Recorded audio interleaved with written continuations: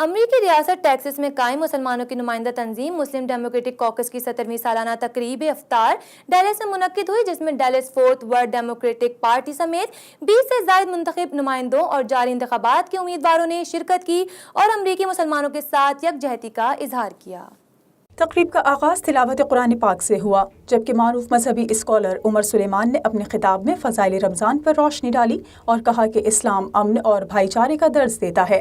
انہوں نے کہا کہ وقت کی یہ اہم ضرورت ہے کہ امریکہ میں بسنے والے تمام مسلمان متحد ہو جائیں اور پولیٹیکل سسٹم کا حصہ بنیں، کیونکہ منتخب نمائندوں کے ذریعے ہی ہم اپنے امن پسند پیغام کو ایوانوں تک پہنچا سکتے ہیں۔ ٹیکساس اسٹیٹ کے منتخب رکن ٹیری میزا نے اپنے خطاب میں کہا کہ وقت آ گیا ہے کہ ہمیں اپنے حقوق کے لیے کسی بھی رنگ و نسل کو بالائے طاق رکھتے ہوئے جدوجہد کرنا ہوگی۔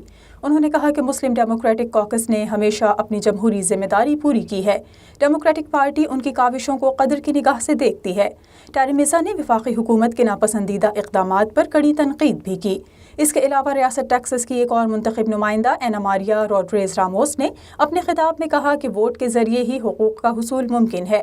مسلمان امریکہ کی ترقی میں پیش رہے ہیں اور ان کی امریکہ کے لیے خدمات فراموش نہیں کی جا سکتی۔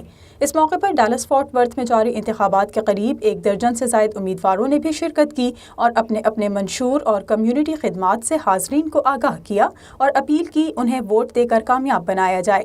اس موقع پر مختلف عمائدین شہر، کمیونٹی رہنما بھی موجود تھے۔